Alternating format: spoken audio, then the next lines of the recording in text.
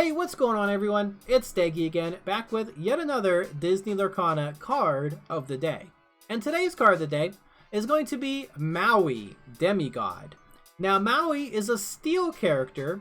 He costs 8 ink, but he is inkable, so you can place him into your inkwell. He has 8 strength, 8 willpower, and he quests for 3 lore.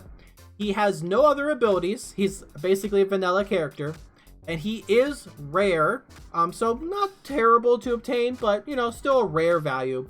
He's also a hero, so I do want to point that out, and a deity, so that might be something, but he is another hero character. What do I think about this Maui? Well, for one, questing for 3 lore is absolutely huge. There is, only 2 other characters that can do that normally? Is that Stitch, Rockstar, and Moana. Both of those characters can quest for 3 lore. Hades, King of Olympus, could technically quest for 3 or more lore as well, so we do have to consider that. And of course you have Brave Little Tailor, Mickey Mouse, and Ruby who can quest for 4 lore. You know, 3 lore is just absolutely huge. That's definitely a huge selling point for him. He does cost a lot of ink though. Like, that is a little rough. Brave Little Tailor, Mickey Mouse, the Ruby one, he also costs 8 ink. He is very difficult to get into play without playing a deck designed to get higher costed characters into play sooner, you know, or with like cheaper resources.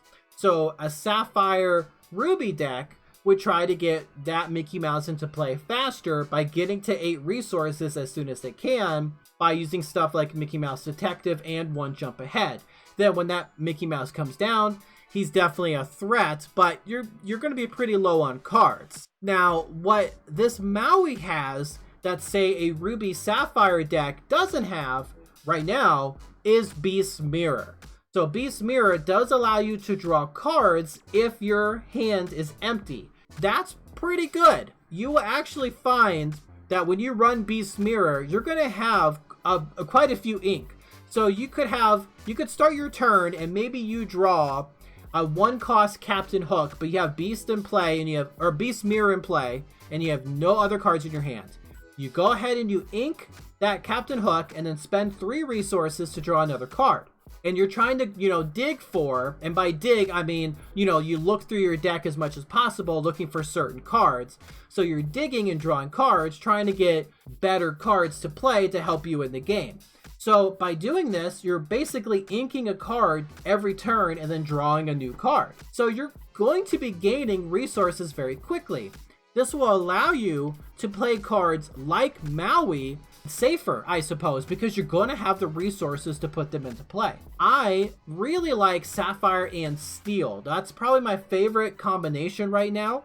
And Sapphire allows you to put extra resources into play with Mickey Mouse and with One Jump Ahead. And by doing that, you're able to get to cards like Simba and this Maui sooner so they can come down and just take control of the battlefield. And then, as long as you have a copy of Beast Mirror in play, you're able to draw essentially 2 cards a turn and build up your resources, build up your ink, so you're able to play more cards during your turn. It's not uncommon to have, you know, 12, 13, 14 ink or something when you're playing a deck like that, so you can play these big threats, and then you can use your Magic Mirror and draw more cards and then ink and etc, etc. Maui is a good card. Like, stat-wise and stuff, he's absolutely huge as long as he can come down. If you can get him into play, you earned it. He's great. He's going to take out any character he challenges. No character can challenge him except for Simba or other Mauis, right? But they're not surviving because 8 strength, 8 willpower. The 3 lore is really, really nice. He's just able to either attack, like challenge very well, or he can quest really, really well. He is a demigod. He is absolutely fantastic. He's a powerhouse.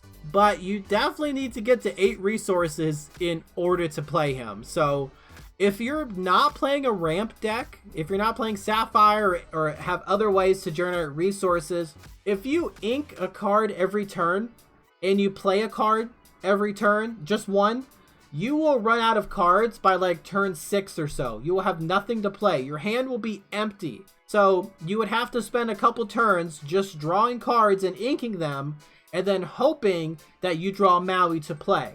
It's better to play a deck that's designed to get characters like Maui into play while also being able to draw cards. So being in Steel does give you access to Beast Mirror, which is very, very handy.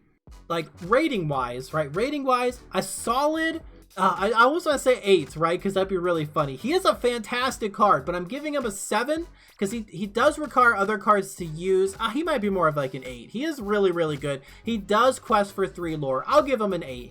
He's an 8. I give him an 8 out of 10 with support. He does need support to get him into play effectively, or else you're just going to have to get like really lucky and you happen to draw him, I guess. Like when you have 8 resources and you drop him into play.